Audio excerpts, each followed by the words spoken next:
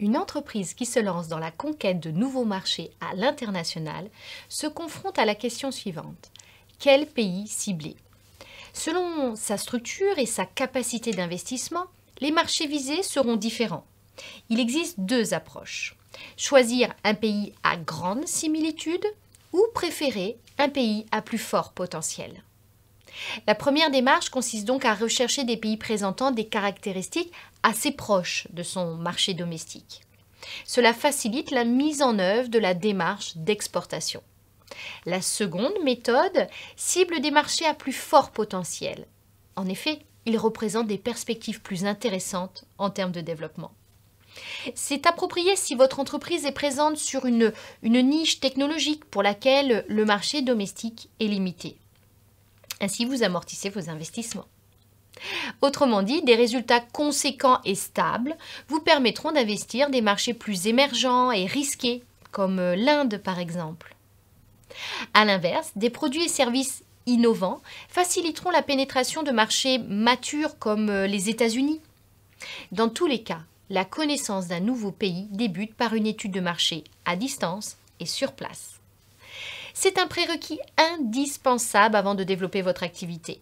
En d'autres termes, préparer le terrain et évaluer le potentiel. Pour ce faire, collectez des informations sur le pays visé. Dans ce cadre, intéressez-vous à la réglementation, à la culture, au cadre politico-économique et à la concurrence locale et étrangère.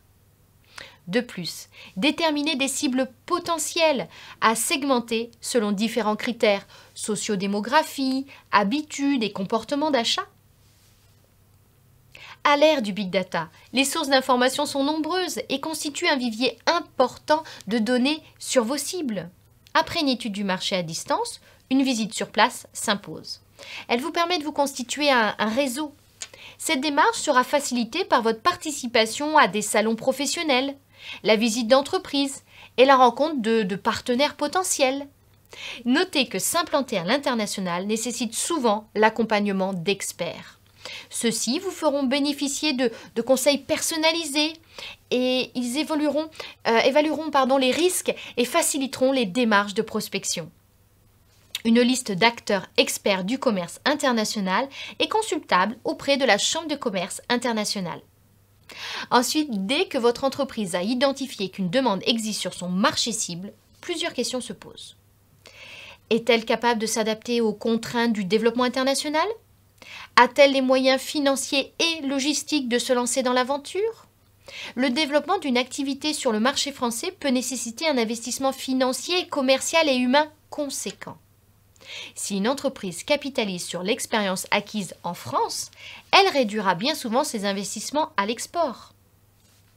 Néanmoins, si l'entreprise est en capacité d'investir largement, elle pénétrera son nouveau marché géographique plus efficacement et générera de la marge brute rapidement. Un recensement et une estimation de tous les postes de coût doit être réalisé en amont du projet afin d'éviter toute mauvaise surprise. Droits de douane pour l'export, formation du personnel local, coûts de change pour les pays hors zone euro.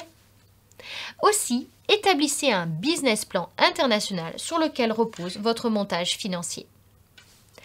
Par ailleurs, différents leviers sont combinables pour optimiser le financement d'un projet de développement international. Vous pouvez évidemment utiliser les fonds propres de l'entreprise, mais il existe aussi des aides. Ainsi, le SIDEX, soutien individualisé aux démarches à l'export, finance les missions de prospection des TPE et PME. Les aides prennent aussi la forme de crédits d'impôt, de primes pour l'emploi, du programme PMUP. Enfin, vous pouvez solliciter des avances remboursables comme le prêt export PPE de la Banque publique BPI France. D'autre part, les entreprises françaises ont la chance d'être soutenues à l'export par de nombreuses structures publiques et semi-publiques. Il existe un écosystème de partenaires pour accompagner le développement à l'international. Selon le type d'aide dont l'entreprise a besoin, elle s'adressera à différentes structures. Business France délivre des informations sur les réglementations en vigueur, les missions de prospection de nouveaux marchés, le recrutement et la mise en réseau.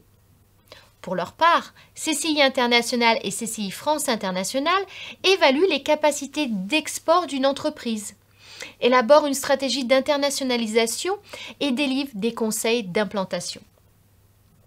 Le CPME fait de la mise en réseau, des retours d'expérience et organise des voyages de prospection. Stratexio réalise des formations aux enjeux liés à l'international et constitue des clubs d'échange de bonnes pratiques. Pensez aussi que votre banque peut financer des projets de développement à l'international. Ensuite, la fabrique de l'exportation propose réflexion et recherche sur les enjeux internationaux qui touchent les PME à l'international. Elle pratique aussi la mise en réseau. De plus, la BPI France offre des financements et des garanties à l'international.